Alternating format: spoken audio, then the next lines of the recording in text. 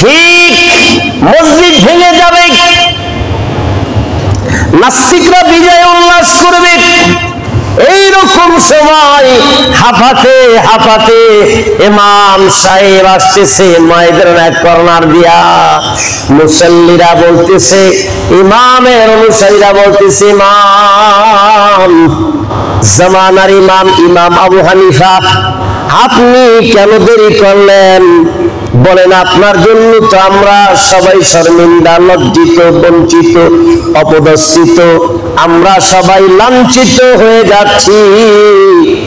ইমাম সাহেব বলেন, ভাই আমি আসছি, আপনারা টেনশন করিয়েন না।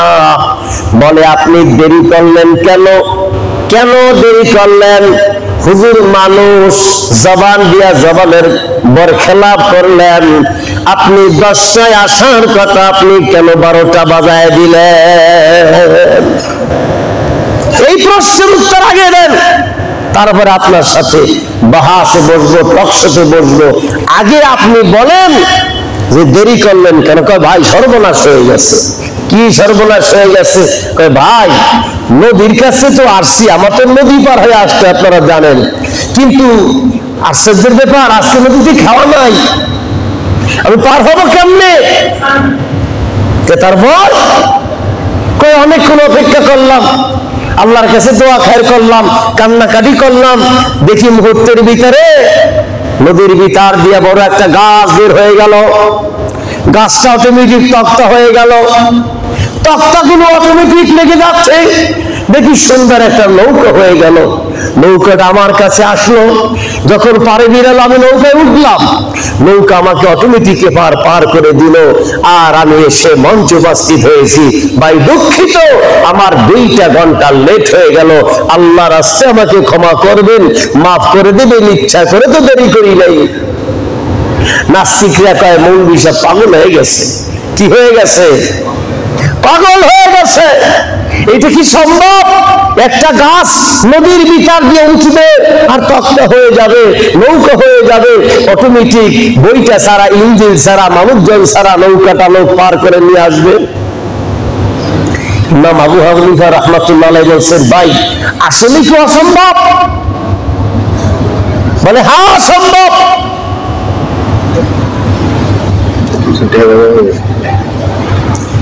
আসলে অসম্ভব, এটা সম্ভব না। আপনার যুক্তিকে গ্রহণ করবে না, আপনি মিথ্যাবাদী, আপনি প্রতারক, আপনি ধান্দাবাজ। জামানার ইমাম বলেন, শোনো নাস্তিকেরা, শোনো মুরতাদেরা, শোনো বেঈমান কাফেরের বাচ্চারা, আমি বলছি একটা গাছ নদী থেকে বের হলো, তক্তা বের হয়ে গেল, নৌকা হলো, আমাকে পার করে দিল। এইটা যদি অসম্ভবের ব্যাপার হয়, একা একা গাছটা যদি নদীর ভিতর দিয়া না উঠতে পারে, তক্তা না হতে পারে, নৌকা না হতে পারে, আমাকে যদি পার না করতে পারে, লাহু মা ফিস সামাওয়াতি ওয়া মা ফিল আরদ, এই বিশাল আসমান, বিশাল জমিন, বিশাল চন্দ্র, বিশাল সূর্য, গ্রহ, তারা, নক্ষত্র, এইগুলো কেমনে একা একা হয়, অটোমেটিক হয়, আমার বুঝি আসে না। সামান্য একটা নৌকা যদি নিজে নিজে না হতে পারে, এই বিশাল পৃথিবী কেমনে হয়? ও নাস্তিকেরা জবাব দাও।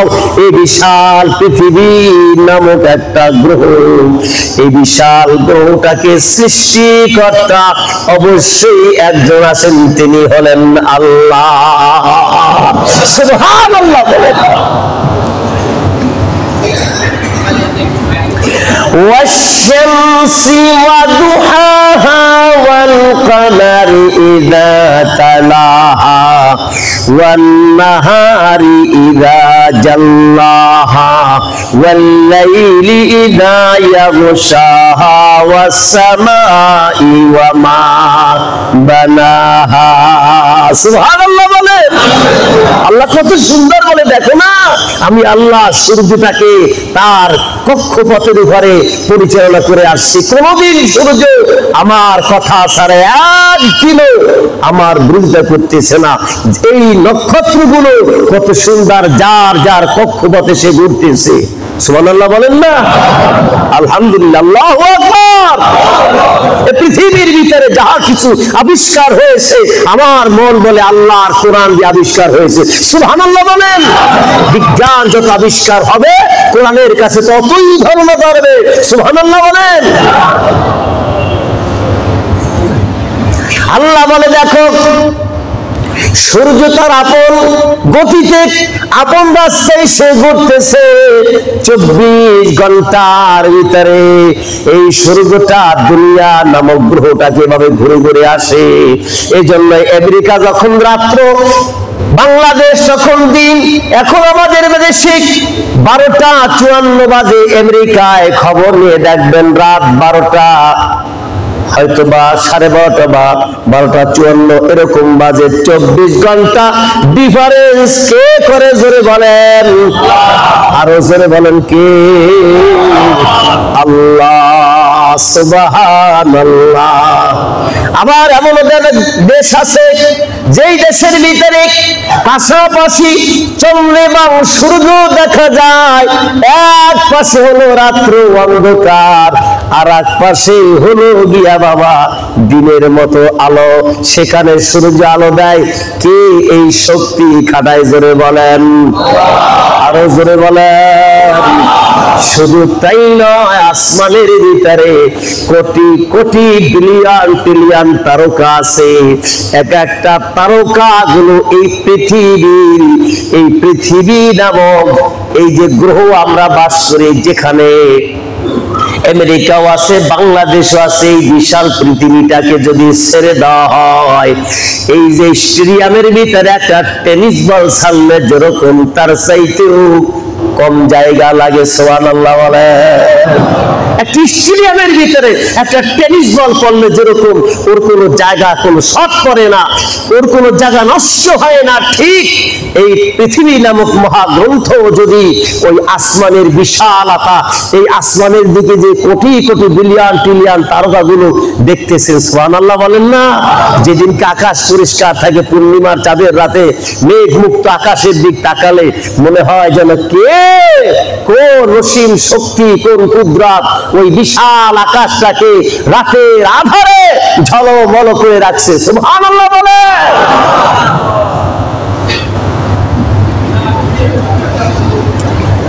আল্লাহ রাব্বুল আলামিন বলেন, রাত্রকে কেন অন্ধকার বানালাম, দিনকে কেন আলো বানালাম? রাত্রকে অন্ধকার বানাবার কারণ হলো সারাদিন পরিশ্রম করো তোমরা।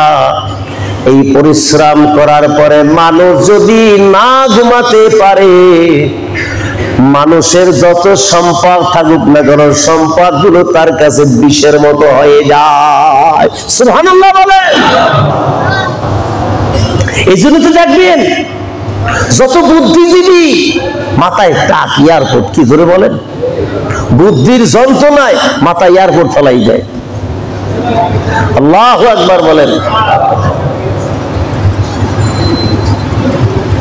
একজন মানুষ,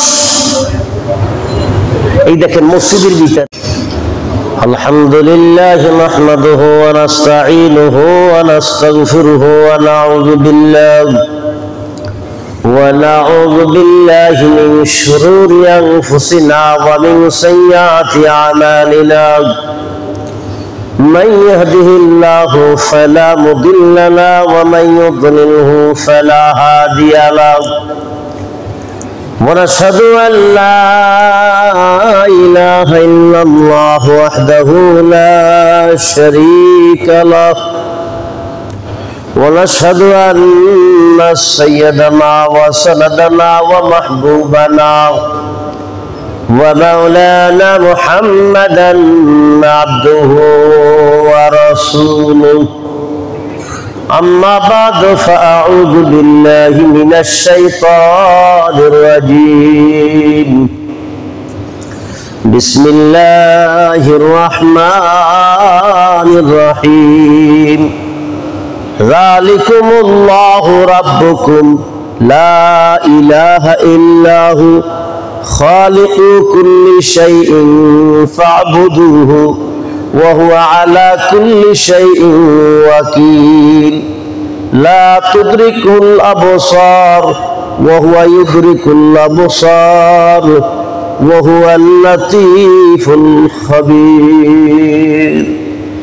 اللهم صل على سيدنا ونبينا وشفيعنا وحبيبنا ومولانا محمد صلى الله عليه وعلى آله وأصحابه وبارك وسلم بلغ العلا بكماله كشف الدجى بجماله حسنت جميع خصاله صلوا عليه وآله।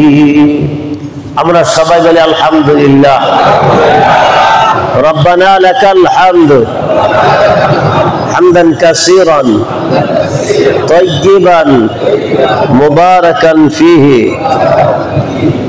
আজ 2 আগস্ট 18 শ্রাবণ 26 মহরম রোজ শুক্রবার ঐতিহাসিক আল আরাবিয়া জামে মসজিদ বাহারুল উলুম মাদ্রাসা কমপ্লেক্স মিলভিটা রোড মিরপুর 7 ঢাকা।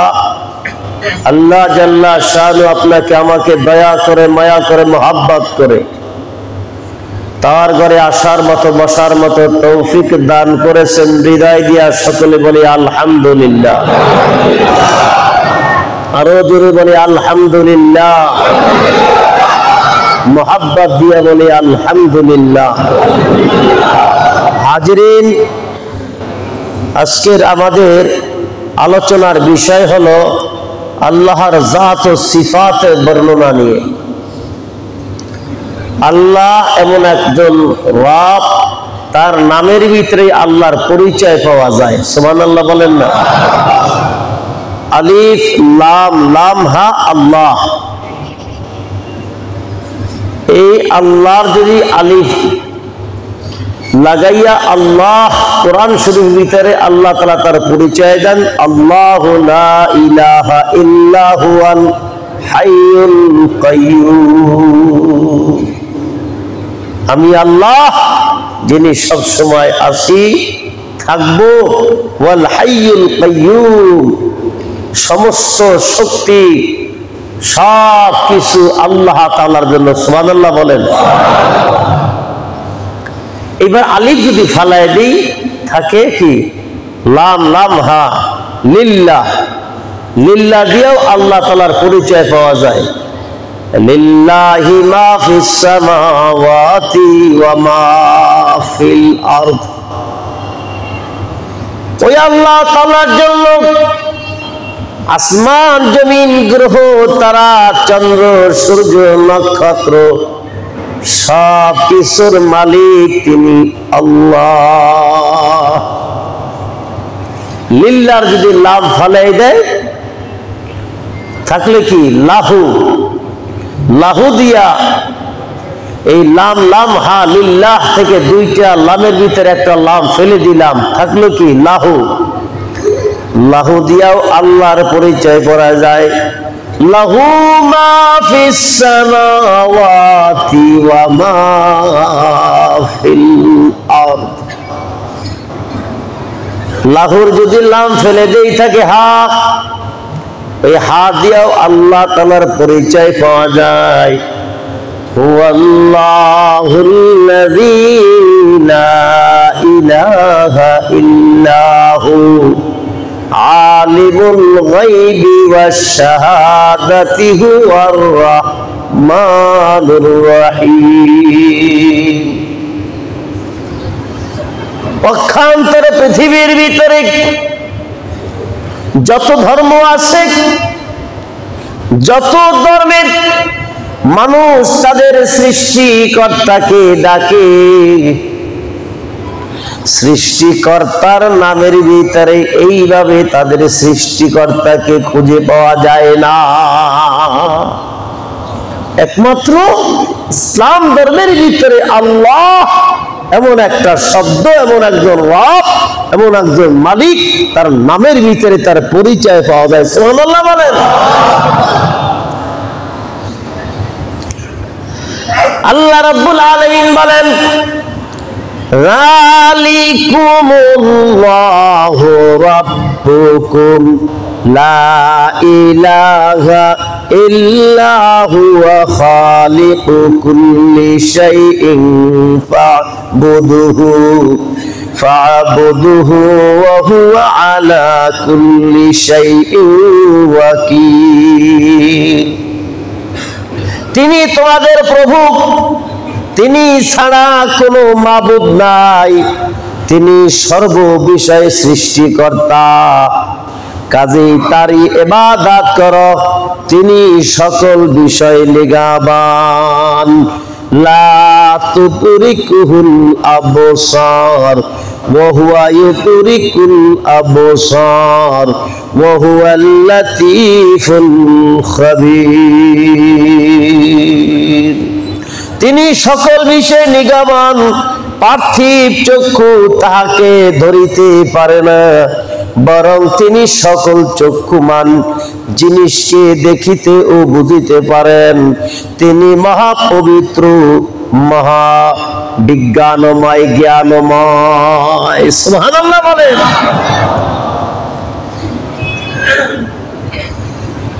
আল্লাহ তিনি এমন একজন রব, তিনি ছাড়া কোনো ইলা নাই, কোনো আল্লাহ নাই, কোনো মাবুদ নাই, কোনো শ্রবণকারী নাই। কোন দুঃখ, দুর্দশা, মুসিবত থেকে পরিত্রাণ দেবার তিনি ছাড়া কোনো দরজা নাই, তার দরজাই তোমার জন্য। সুবহানাল্লাহ বলেন। আলাইসাল্লাহু বিকাফিন আবদাক, বলেন আল্লাহ আমার জন্য যথেষ্ট। বলেন না আল্লাহ আমার জন্য যথেষ্ট। যার জন্য আল্লাহ যথেষ্ট হয়, পৃথিবীর কোন মুসিবত, কোন দুঃখ তাকে আটকে রাখতে পারে না। সুবহানাল্লাহ বলেন না। পার্থিব চক্ষু দিয়া ওই আল্লাহকে দেখা যাবে না। যাবে? কি বলেন, যাবে? এজন্য তোমরা আল্লাহ তাআলা কুদরত নিয়ে গবেষণা করো, আল্লাহকে নিয়ে গবেষণা করতে যেও না।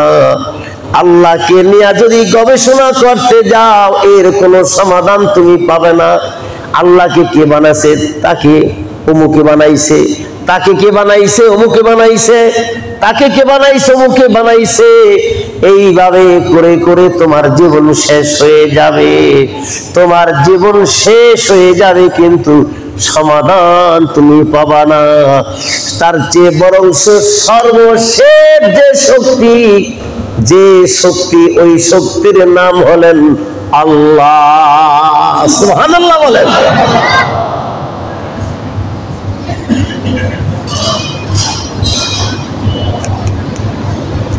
ইমাম আবু হানিফা রাহমাতুল্লাহ আলাইহি, চার ইমামদের ভিতরে একজন ইমাম, ইমাম আবু হানিফা রাহমাতুল্লাহ আলাইহি। নাম শুনেছেন? যিনি আপনার আমার ইমাম, ইমাম আবু হানিফা রাহমাতুল্লাহ আলাইহি। এই ইমাম আবু হানিফা রাহমাতুল্লাহ আলাইহির জামানার ভিতরে আল্লাহ আছে এর প্রমাণ দেওয়া লাগবে। প্রমাণ যদি না দিতে পারো, মানুষ কাফের হওয়া লাগবে। এইরকম নাস্তিকরা একটা সেমিনারের আয়োজন করবে, এবং এই সেমিনারের ভিতরে আল্লাহ যে আছে এই প্রমাণ করা লাগবে। কে যাবে প্রমাণ করতে? জামানার ইমাম, ইমাম আবু হানিফা রাহমাতুল্লাহ আলাইহি, তিনি বলতেছেন আমি যাব। নাস্তিকদেরকে বলেছে ঠিক আছে, আমি তোমাদের প্রশ্নের উত্তর দেব, আমার আল্লাহ যে আছে তার প্রমাণ আমি দিব। কবে, কোথায় বলো? বলে অমুক ময়দানে সেমিনারের ভিতরে আপনাকে সেইখানে উত্তর দেওয়া লাগবে। বলে হ্যাঁ ঠিক আছে। কয়টায়? আগামী দিন 10টার সময়। একটা টাইম বেঁধে দেওয়া হলো। জামানার ইমাম ইমাম আবু হানিফা রাহমাতুল্লাহ আলাইহি, তিনি 10টা বেজে গেছে, আসতেছেন না। হাজার হাজার মুসলমান, হাজার হাজার কাফের, নাস্তিক, মুরতাদ, বেঈমানের বাচ্চারা সবাই জড়ো হয়ে গেছে। আজকে আল্লাহ তাআলার জাত ও সিফাত, আল্লাহ তাআলার অস্তিত্ব নিয়ে সংগ্রাম হচ্ছে, লড়াই হচ্ছে। আর এই লড়াইয়ের মোকাবেলা আল্লাহ তাআলার পক্ষ থেকে, আল্লাহ রাসূলের পক্ষ থেকে জামানার ইমাম ইমাম আবু হানিফা রাহমাতুল্লাহ আলাইহি আসবেন উত্তর নিয়ে। কিন্তু ইমাম সাহেব তো আসতেছেন না। কি করতেছেন না?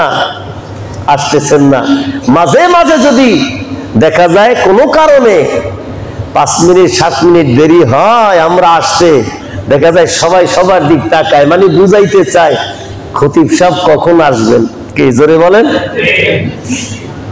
একজন 7 নাম্বার মসজিদের ইমাম সাহেব যদি আসতে 5 মিনিট লেট হয়, তার জন্য যদি আপনারা 8000 9000 মানুষ যদি গবেষণা করেন যে ইমাম সাহেব কবে আসবে, আর জামানার ইমাম ইমাম আবু হানিফা রাহমাতুল্লাহ আলাইহি তিনি আসবেন সকাল 10টার টাইম, একটা আনুমানিক বললাম যে ইমাম সাহেব 10টা বাজে আসে না, 10:30 বাজে আসে না, 11টা বাজে আসে না, সবাই হইচই পড়ে গেল ইমাম সাহেব কোথায় গেল।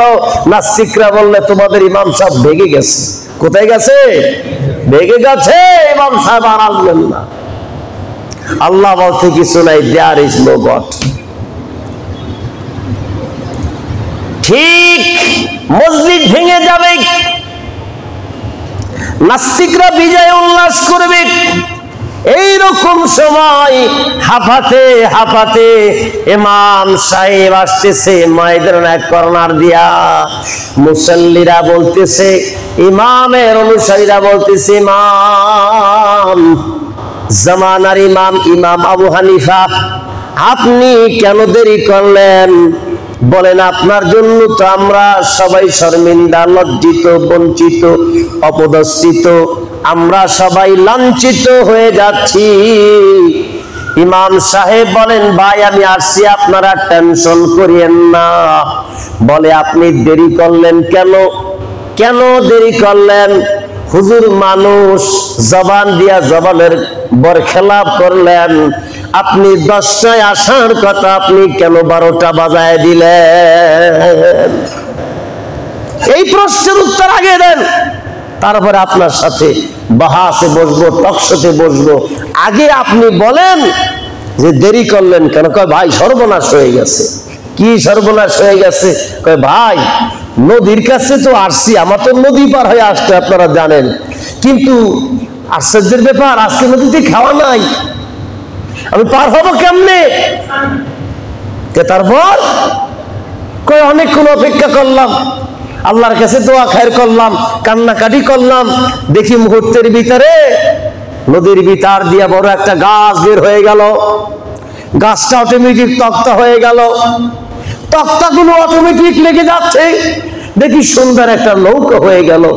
নৌকাটা আমার কাছে আসলো, যখন পারে বিড়াল আমি নৌকায় উঠলাম, নৌকা আমাকে অটোমেটিক পার করে দিল।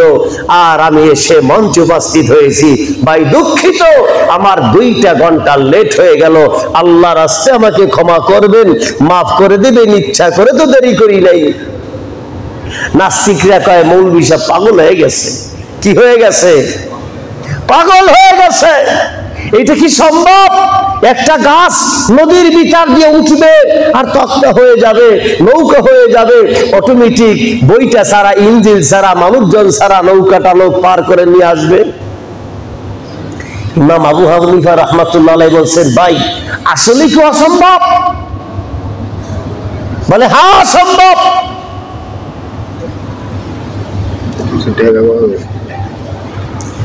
আসলে অসম্ভব, এটা সম্ভব না।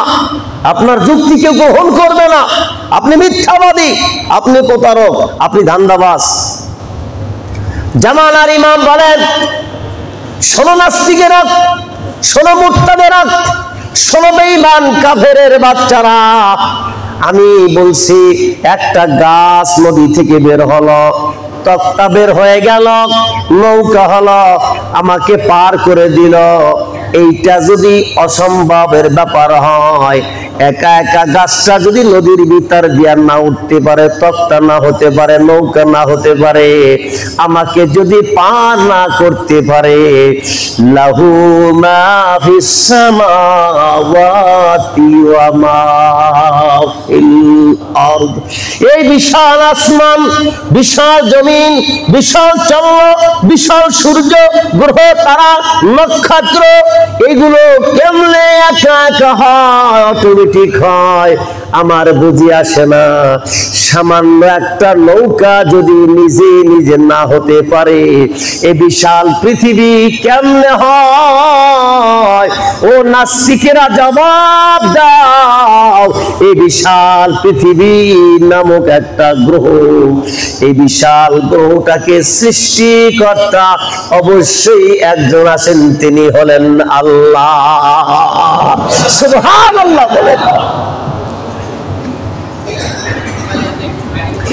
والشمس وضحاها والقمر إذا تلاها والنهار إذا جلاها والليل إذا يغشاها والسماء وما بناها। সুবহানাল্লাহ বলে। আল্লাহ কত সুন্দর বলে, দেখো না আমি আল্লাহ সূর্যটাকে তার কক্ষপথের উপরে পরিচালনা করে আসছি, কোনদিন সূর্য আমার কথা ছাড়া একদিনও আমার বিরোধিতা করতেছে না। এই নক্ষত্রগুলো কত সুন্দর, যার যার কক্ষপথে সে ঘুরতেছে। সুবহানাল্লাহ বলেন না? আলহামদুলিল্লাহ, আল্লাহু আকবার। এই পৃথিবীর ভিতরে যাহা কিছু আবিষ্কার হয়েছে, আমার মন বলে আল্লাহর কোরআন দিয়ে আবিষ্কার হয়েছে। সুবহানাল্লাহ বলেন। বিজ্ঞান যত আবিষ্কার হবে, কোরআনের কাছে ততই ধর্ম করবে। সুবহানাল্লাহ বলেন। আল্লাহ বলে, দেখো সূর্য তার আপন গতিতে আপন রাস্তায় সে ঘুরতেছে। 24 ঘন্টার ভিতরে এই সূর্যটা দুনিয়া নামক গ্রহটাকে এভাবে ঘুরে ঘুরে আসে। এই জন্য আমেরিকা যখন রাত্র, বাংলাদেশ তখন দিন। এখন আমাদের দেশে 12:54 বাজে, আমেরিকায় খবর নিয়ে দেখবেন রাত 12টা, হয়তো বা 12:30 বা 12:54 এরকম বাজে। 24 ঘন্টা ডিফারেন্স কে করে? জোরে বলেন, আরো জোরে বলেন, কে? আল্লাহ। সুবহানাল্লাহ। আবার এমন দেশ আছে যেই দেশের ভিতরে পাশাপাশি চন্দ্র এবং সূর্য দেখা যায়। এক পাশে হলো রাত্র অন্ধকার, আর এক পাশে হলো গিয়া বাবা দিনের মতো আলো, সেখানে সূর্য আলো দেয়।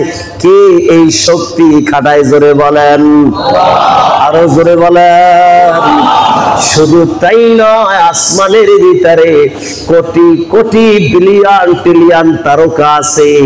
এক একটা তারকা গুলো এই পৃথিবী নামক এই যে গ্রহ আমরা বাস করি, যেখানে আমেরিকাও আছে, বাংলাদেশও আছে, এই বিশাল পৃথিবীটাকে যদি ছেড়ে দেওয়া হয়, এই যে স্টেডিয়ামের ভিতরে একটা টেনিস বল ছাড়লে যেরকম তার চাইতেও কম জায়গা লাগে। সুবহানাল্লাহ বলে। একটা স্টেডিয়ামের ভিতরে একটা টেনিস বল পড়লে যেরকম ওর কোনো জায়গা কোনো শর্ট পড়ে না, ওর কোনো জায়গা নষ্ট হয় না, ঠিক এই পৃথিবী নামক মহাগ্রন্থ যদি ওই আসমানের বিশালতা, এই আসমানের দিকে যে কোটি কোটি বিলিয়ন ট্রিলিয়ন তারকাগুলো দেখতেছেন, সুবহানাল্লাহ বলেন না?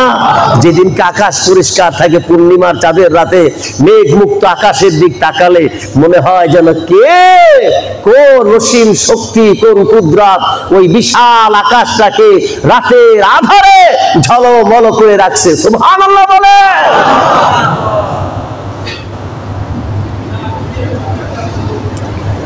আল্লাহ রাব্বুল আলামিন বলেন, রাত্রকে কেন অন্ধকার বানালাম, দিনকে কেন আলো বানালাম? রাত্রকে অন্ধকার বানাবার কারণ হলো, সারাদিন পরিশ্রম করো তোমরা, এই পরিশ্রম করার পরে মানুষ যদি না ঘুমাতে পারে, মানুষের যত সম্পদ থাকুক না কেন সম্পদ গুলো তার কাছে বিষের মতো হয়ে যায়। সুবহানাল্লাহ বলে। এই জন্য তো দেখবেন যত বুদ্ধিজীবী মাথায় টাক এয়ারপোর্ট, কি জোরে বলেন, বুদ্ধির যন্ত্রণায় মাথায় এয়ারপোর্ট ফেলাই দেয়। আল্লাহু আকবার বলেন। একজন মানুষ, এই দেখেন মসজিদের ভিতরে মানুষ ঘুমাইতেছে না, কি বলেন, এটা ঘুম কিন্তু আল্লাহর রহমান। আচ্ছা, সিনেমা হলের ভিতরে 3.5 ঘন্টা শো চলে, কি করেন? একটা মানুষ কোনদিন দেখছেন কোন খবর পত্র পত্রিকা মিডিয়া আছে যে সিনেমা হলে টিকিট কেটে ঘুমাই দিয়েছে? কি জোরে বলেন, জোরে বলেন। এই 7 নম্বর মসজিদে একটু কম ঘুমাইতে পারে, কারণ আমার আবার গলার আওয়াজ একটু বড় তো, ঢোলের মতো আওয়াজ তো, তার জন্য কথা জোরে বলি, যার ঘুম ভাঙিয়ে যায়। যদি আমি আস্তে কথা বলতাম মনে হয় বারোয়ানি ঘুমাই যেত। কেন? আর আজকে যে মেঘের অবস্থা, আকাশের যে অবস্থা, এই ঘুম হওয়ার কারণ কি জানেন? মানুষ যখন মসজিদে আসেন না, এই যে 7 নম্বর আল আরাবিয়া মসজিদে আসছেন, যখন আপনি মসজিদে ঢুকছেন আল্লাহ হেফাজতে চলে গেছেন। আল্লাহু আকবার বলেন। কার হেফাজতে? জোরে বলেন। আন্নাল কুওয়াতা লিল্লাহি জামিআ।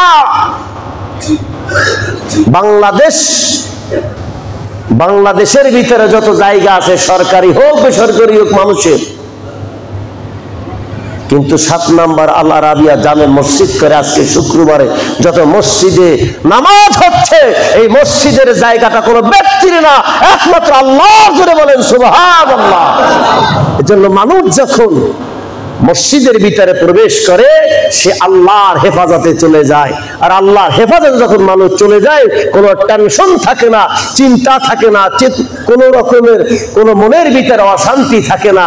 যখনই নিশ্চিন্তায় হয়ে যায়, আল্লাহ তাআলার রহমতের পক্ষ থেকে তার দিলের ভিতরে, কলবের ভিতরে আল্লাহ তাআলার রহমত এবং সাকিনা নাযিল হয়, আর অটোমেটিক চোখের পাতায় ঘুম আসে। সুবহানাল্লাহ বলেন।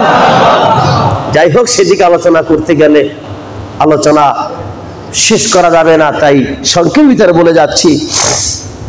আল্লাহ তাআলা তিনি এমন একজন রব, তিনি এমন একজন সৃষ্টিকর্তা। দেখেন, আমার নিজের দিক তাকাই দেখেন, সবাই সবার নিজের দিক তাকাই দেখেন। আপনি রাস্তা পার হচ্ছেন, রাস্তার এক পাশ দিয়া দ্রুত গতিতে প্রাইভেট কার আসতেছে। সর্বপ্রথম প্রাইভেট কারের ড্রাইভার যখন হরেন বাজিয়েছে, বিপদ সংকেত, আল্লাহর বান্দা তুমি জলদি করে রাস্তা পার হও। এই সংকেত যখন বাজাচ্ছে, কান শ্রবণ করেছে, চক্ষু যখন গাড়ির দিকে তাকাইছে, চক্ষু গাড়ির দিকে তাকাইবার পরে ওই কান শ্রবণ করে চোখের দিকে তাকাইছে, চোখ সাথে সাথে ব্রেনের দিকে মেসেজ করে দিয়েছো, ব্রেন এখন তোমার রাস্তার উপরে বসে থাকা যাবে না, এখন কি করতে হবে, তোমার পা দিয়া দ্রুত গতিতে রাস্তা ওভারটেক করতে হবে। তুমি তোমার পা দিয়া রাস্তা ওভারটেক করে চলে গেলা। এই যে শক্তি ব্রেনের ভিতরে কে দিয়েছে? জোরে বলো, তার সেই শক্তির নাম কি? আল্লাহ। সুবহানাল্লাহ বলেন। যার এই চক্ষু নাই, জিজ্ঞাসা করেন তার মনের ভিতরে কত কষ্ট, কত দুঃখ আর কত যন্ত্রণা। চোখ যে আল্লাহর কত নিয়ামত। সুবহানাল্লাহ বলেন। তোমার সামনে খাবার আছে, দামি দামি খাবার আছে, মোরগ পোলাও আছে, খাসির গোশত রান্না করা আছে, বিরিয়ানি রান্না আছে, তোমার যা মনে চাই তুমি খাইতে পারো। এখন কিভাবে খাইবা?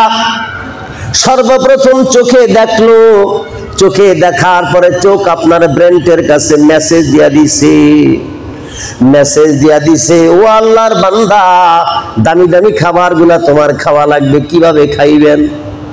দেখবেন সঙ্গে সঙ্গে ব্রেন আপনার হাতের কাছে মেসেজ দিয়ে দিয়েছে, ও যদি দূরে থাকেন পায়ের কাছে মেসেজ দিবে, পাও তোমার হাতিয়া কদম দিয়া দিয়া তোমার খাবারের কাছে যাওয়া লাগবে। সুবহানাল্লাহ বলেন না। যখন তুমি খাবারের কাছে গেলা, খাবারের স্থানে তুমি বসলা, হাতকে মেসেজ দিয়ে দিয়েছে এইবার তোমার কাজ। তুমি যখন ওই হাত দিয়া খাবারটা মুখের ভিতরে দিলা, মুখের ভিতরে দিবার পরে তোমার মুখের এই যে গালের চারপাশে যে সুন্দর চামড়া আছে, এই চামড়ার ভিতর দিয়ে এক প্রকার পানি বের হয় যার নাম হলো লালা। এই লালাগুলা বের হইয়া শুকনো খাবার গুলাকে ভিজাইয়া জিহ্বা দিয়া লাড়াচাড়া করিয়া দাঁত দিয়া চিবাইয়া চিবাইয়া জিহ্বার মাধ্যমে তোমার পেটের ভিতরে ঢুকাইয়া দেয়। এই শক্তি যিনি তোমাকে দিয়েছেন তার নাম কি? জোরে বলো, চিৎকার মেরে বলো, মোহাব্বত দিয়া বলো আল্লাহ। সুবহানাল্লাহ। আন্নাল কুওয়াতা লিল্লাহি জামিয়া। সমস্ত শক্তি কার? জোরে বলেন আল্লাহর। শক্তি কার? আল্লাহর। সুবহানাল্লাহ, সুবহানাল্লাহ। আল্লাহর এক একটা নিয়ামতের শুকরিয়া আদায় করে শেষ করা যাবে না। আল্লাহু আকবার, আল্লাহু আকবার। আল্লাহ যে কত মায়া, কত মহান, কত দয়াবান। আল্লাহু আকবার। শুধু তাই নাই, খাবার সম্মুখে আছে, খাবার গ্রহণ করবেন, কিভাবে গ্রহণ করবেন আপনি একটু তাকায় দেখেন। যদি আল্লাহ রাব্বুল আলামিন এই খাবারটা আপনি গ্রহণ করবেন, এই খাবারটার জন্য বাজান আপনার এখানে আল্লাহ তাআলা স্প্রিং সিস্টেম করে দিয়েছেন। দেখেন কি, এটার নাম কি? কি নাম? হাত। হাতের এটা কি? বাজু বা গোড়া যাকে বলা হয়। এইটার নাম কি? কোন। কয় শুধু এইটা ভাঁজ দিয়ে খান্তরান আল্লাহ তাআলা এই কোনের এখানে স্প্রিং লাগাই দিয়েছেন। স্প্রিং, শুধু স্প্রিং লাগাই খান্তর আল্লাহ। ওই মালিক খাবারটা ধরবেন, ধরার জন্য আপনার যে হাত আছে হাতের এখানে কবজি দিয়েছেন। কবজির উপরে কত সুন্দর আঙ্গুল লাগাইছেন। প্রতিটি আঙ্গুলের ভিতরে 1 2 3 4টা করে ভাইজান কর রয়েছে, 3টা করে কর রয়েছে বাজান এক একটা আঙ্গুলে। এই যে আঙ্গুলগুলা কত সুন্দর করে খাবারটা ধরলেন। এই খাবারটা বাজান আপনি এইভাবে যখন আনলেন, আনার সঙ্গে সঙ্গে নাকটা আল্লাহ তাআলা খাবারের উপরে রাখছে। কেন? ওই নাকে বলে দিচ্ছে খাবারটা বাসি না গান্দা না ভালো, এই খাবারটা খাবার উপযুক্ত আছে কিনা। এজন্য আল্লাহ রাব্বুল আলামিন আপনার মুখের উপরে ডাক্তার ফিট করে দিয়েছে যার নাম হলো নাক। সুবহানাল্লাহ বলে। কি কুদরত! কোনদিন কি খেয়াল করেছি খাবার খাবার সময় এগুলো চিন্তা করতে হয়? সুবহানাল্লাহ বলেন না। এই জিহ্বার ভিতরে কয়টা শক্তি? যে খাবার যে খাচ্ছি যে জিহ্বা দিয়া, জিহ্বার 1 নম্বরের শক্তি হলো খাবারটার টেস্ট সে তৈরি করে। জিহ্বার ভিতরে খাবারের টেস্টের শক্তি গুণ কত? কয়ে প্রতিটি জিহ্বার ভিতরে 3500 আইটেমের খাবার গ্রহণ করার মতো ডাক্তারি ক্যাপাসিটি রয়েছে। জোরে কান সুবহানাল্লাহ। জিহ্বার ভিতরে দেওয়ার সাথে সাথে মিষ্টি না টক না জাল, খাবারটা কি রকম? আম একরকম, ফজলি আম একরকম, আশিনা আম একরকম, আবার কি কয় হারিবাঙ্গা আম একরকম, আবার আপনার কি কয় আমরুপালি আম একরকম। জিহ্বায় দেওয়ার সাথে সাথে আপনি অটোমেটিক জিহ্বা ব্রেনের কাছে পাঠিয়ে দেয়, ব্রেন আবার ক্যাচ করে আপনার জিহ্বার উপরে পাঠিয়ে দেয়। ও জিহ্বা বলে দাও এটা হলো আমরুপালি। সুবহানাল্লাহ করেন না? আর একটা আছে ল্যাংড়া আম। কি আছে না? কি বলেন? ল্যাংড়া আম আছে না? এই বছর মনে হয় কম দেখা গেছে ল্যাংড়া আম। কি বলেন? আমরা বাঙালি তো যেই সময় যেই জিনিসের চাহিদা বেশি ওই জিনিস আমরা চাষ করি, এটা ভালো। কি বলেন? মাশাআল্লাহ। ওর নামটা যে কেন ল্যাংড়া রাখছে আমি কিছু বুঝি না। কি করেন? আমরা খুব দারুণ এবং দেখতেও গোলগাল। কি বলেন? খুবই রসালো মিষ্টি। সুবহানাল্লাহ কন্যা। এই যে এত আম খেলেন, এই যে কাঁঠাল খেলেন, কোনদিন কি চিন্তা করছেন কোন কারিগর, কোন শিল্পী এত সুন্দর নিখুঁত করে বানিয়েছেন? সুবহানাল্লাহ, সুবহানাল্লাহ, সুবহানাল্লাহ। যাকে যেইভাবে পালা দরকার তাকে সেইভাবে পালতেছেন। লোকমান হাকিম নাম শুনছেন? সূরাতুল লোকমান, এটা সূরাই নাযিল হয়েছে ওনার নামে। লোকমান হাকিম, ওনার কাছে একজন রোগী গেছেন। এই রোগী হাকিমের কাছে গিয়া তার শরীরের বর্ণনা করেন, আমি এই রোগের ভিতরে আক্রান্ত আছি, আমাকে চিকিৎসা করেন। লোকমান হাকিম বললেন, তোমার চিকিৎসা আমার কাছে নেই, তোমার চিকিৎসা আমার কাছে নেই। যদি চিকিৎসা আমি তোমাকে না দিতে পারি, তুমি নির্ঘাত মৃত্যু হয়ে যাবে। লোকমান হাকিমের কথা শুনে লোকটা ঘাবড়ে গেলেন। লোকমান হাকিম সারা দুনিয়ার বড় একজন ডাক্তার। যেই লোকমান হাকিম জঙ্গলের ভিতর দিয়া হেঁটে গেলে জঙ্গলার গাছগাছালি তাকে সালাম দিয়া বলতেন, ও হাকিম সাহেব, আমি হলাম অর্জুন গাছ, আমি গাছের ছাল বাকলা শুকায়া টুকরা টুকরা করে কেউ যদি সুপারির মতো চিবায়া চিবায়া খায় অথবা ভিজায়া যদি কেউ পান করে, ওই পানি পান করলে দীর্ঘদিন পর্যন্ত সেবন করার দ্বারা আমি এই গাছের গুণাগুণ হলো তার হাড়ের রোগ ভালো হয়ে যায়। সুবহানাল্লাহ বলেন, সুবহানাল্লাহ বিহামদিহি, সুবহানাল্লাহিল আযীম। আল্লাহর কুদরত। এই যে শিমুল গাছের মূল আছে না, রাস্তাঘাটে হকাররা বিক্রি করে শিমুল গাছের মূল। আরে মিয়া সাপ, যৌন রোগের ঔষধ কিনে না খাইয়া, ট্যাবলেট না খাইয়া, ওই একটা দৈনিক একটা করে আপনি শিকড় মূল, শিমুল গাছের মূল 10 টাকা নিবে হয়তো বা, আপনি খান, 1 সপ্তাহ খান, 10 দিন খান, দেখবেন আপনার যৌন রোগ ভালো হয়ে যাবে। সুবহানাল্লাহ বলেন। শরীর মর্দানি শক্তি ফিরে আসবে। আল্লাহর কুদরত, ভেজাল নাই। ওষুধ কিনে খাবেন বাজার থেকে, হকারদের থেকে ওষুধ কিনে খাবেন, কিডনি ড্যামারেজ হয়ে যাবে, ডায়াবেটিস হবে, হার্ট পচে যাইবে, ক্যান্সার হয়ে মারা যাইবেন। আল্লাহর কুদরত আল্লাহ গাছের ভিতরে দিয়ে দিছে, আমরা তো খাইতে বুঝি না। মানুষের দেহের ভিতরে 12 রোগ হয় কষা থেকে, কি বলেন? যার হয় কষা তার নাই কোনো দশা। রাগ করছেন আমার কথায়? মসজিদ শিখার জায়গা, বলতেছি। আপনি কষা রোগে আক্রান্ত, জন্ডিস, চেহারা হলুদ হয়ে গেছে, আপনি কি করবেন জানেন? গামছার লুঙ্গি নিয়ে বেরিবাদে যাবেন, যাইয়া সকাল 7টায় নামবেন, দুপুর 2টায় তুমি ডুবাইবেন। আবার জ্বর হইলে আমার দোষ দিয়ে না, কি করেন? যাদের অভ্যাস নেই তারা এত ডুবাইবেন না, হয়তো 2-4 মিনিট 5 মিনিট ডুবাইবেন, দেখবেন শরীরে কষা কাটিয়ে যাইবে। বাস্তব প্রমাণ। আমি দেশের গেলে, আমাদের দেশে সন্ধ্যা নদী বলা হয়, স্বরূপকারী নদী, বিশাল বড় নদী। আমি এখনো 2 ঘন্টা 3 ঘন্টা ডুবাই। মানুষকে হুজুর নদীর পানি গোলা বানাইবেন, আমি গোলা বানান কি? আল্লাহই তো গোলা বানাইছে। এই ডুবাইয়ে গোসল করার দ্বারা কি হয় জানেন? শরীরে কষা রোগ কাটতে যায়, জন্ডিস দূর হয়।